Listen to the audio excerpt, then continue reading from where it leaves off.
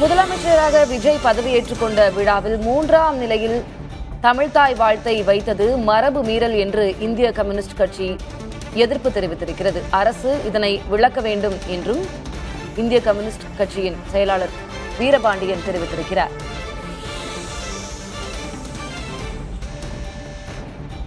இந்திய கம்யூனிஸ்ட் கட்சியின் மாநில செயலாளர் திரு வீரபாண்டியன் நம்மோடு தொலைபேசி வாயிலாக இணைந்திருக்கிறார். சார் வணக்கம். பதவியேற்பு விழால 3ஆவதாக தான் தமிழ்தாய் வாழ்த்து இசைக்கப்பட்டது. வந்தே மாதரம், அதுக்கப்புறம் தேசிய கீதம், தமிழ்தாய் வாழ்த்து. இதற்கு எதிர்ப்பு தெரிவித்திருக்கிறீர்கள். அரசுக்கு உங்களுடைய எதிர்ப்பு என்ன? இது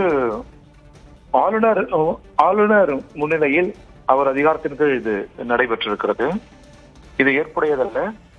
நாம் எத்தகைய தேச பாடலுக்கும் எதிரானவர்கள் அல்ல. தமிழ் மக்கள், தமிழகம் எத்தகைய தேசபக்தி பாடலுக்கும் எதிரானதல்ல. நாம் இந்திய தேசிய கீதத்தை மதிக்கிறோம். ஆனால் தமிழ்நாட்டில் தாய் தமிழ் வந்து நம்முடைய நீராடும் கடலுடத்து என்கிற அந்த தமிழ் நமது உயிரில் கலந்தது. தமிழ் மொழியும் தமிழ் பண்பாடும் தமிழ் கலாச்சாரமும் நமது உயிருக்கு மேலானது. எனவே அதை பின்னுக்கு தள்ளுவதை நம்மால் ஏற்க முடியாது. வந்தே மாதரம் உரையாடலில் இருக்கிறது. நாடாளுமன்றம் இது பற்றி உரையாடல் செய்ய வேண்டும். அதில் பிழைகள், ஒற்றுமைக்கு புறம்பான கருத்துக்கள், அறிவியலுக்கு புறம்பான கருத்துக்கள் இருந்தால் அதை நீக்குவது குறித்து விவாதிக்க வேண்டிய காலச்சூழல் இருக்கிறது. அதே நேரத்தில் தமிழ் பாவேந்தர் சொல்வது போல் தமிழ் எங்கள் உயிருக்கு நேர். எனவே இந்த தமிழ் மரபுகளை, இந்த தமிழ் பண்புக்கூறுகளை ஆளுநர் உணர வேண்டும். முதலில் இப்பொழுதுதான் அரசு பதவியேற்றிருக்கிறது. அது இந்த பிழைகளை சட்டமன்றத்தில் திருத்திக் கொள்ளும். தமிழுக்கு முன்னுரிமை தர வேண்டும் என்று இந்திய கம்யூனிஸ்ட் கட்சியின் சார்பில் நான் வலியுறுத்தி கேட்டுக்கொள்கிறேன். வெளியிலிருந்து இந்த அரசுக்கு ஆதரவு கொடுத்திருக்கிறீர்கள், இனியும் தொடர்ந்து கொடுக்க போகிறீர்கள். அரசு செய்யக்கூடிய தவறுகளை சுட்டிக்காட்டவும் முனைப்பாக இருக்கிறீர்கள்.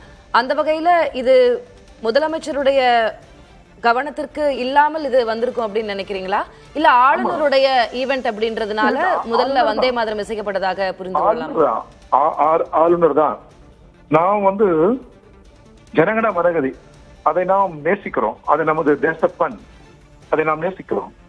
அதே போல் நம்முடைய தமிழ், அதன் மொழி, அதன் பாடல், அது நமது உயிருக்கு மேலானது. அதை நாம் நேசிக்கிறோம்.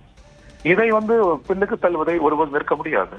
ஆனால் வந்தே மாதரம் இயற்கை இயலாத ஒன்று. அது அந்த கருத்துக்கள் குறித்து, அந்த பாடல்கள் குறித்து நாடாளுமன்றம் விவாதிக்க வேண்டும். எங்களை பொறுத்தவரை இது அரசு இப்பொழுதுதான் பொறுப்பேற்றிருக்கிறது. இந்த பிழைகளை திருத்திக் கொள்ளும். முதல்வர் பேசியிருக்க கூடும். ஆளுநர் அதற்கு இசைந்திருக்க மாட்டார் என்று நாங்கள் நம்புகிறோம். ஆனாலும் சட்டமன்றத்தில் இந்த பிழை திருத்தப்படும் என்று நாங்கள் திடமாக நம்புகிறோம். நன்றி திரு வீரபாண்டியன். இணைப்பில் உங்கள் தரப்பு கருத்துக்களை பகிர்ந்து கொண்டமைக்கு. முதலில் தமிழ்தாய் வாழ்த்து பாடுவதை உறுதி செய்ய கோரிக்கை விடுத்திருக்கிறது இந்திய கம்யூனிஸ்ட் கட்சி. அதன் செயலாளர் வீரபாண்டியன் நம்முடைய தொலைபேசி வாயிலாக நேரடியாக தெரிவித்திருக்கிறார்.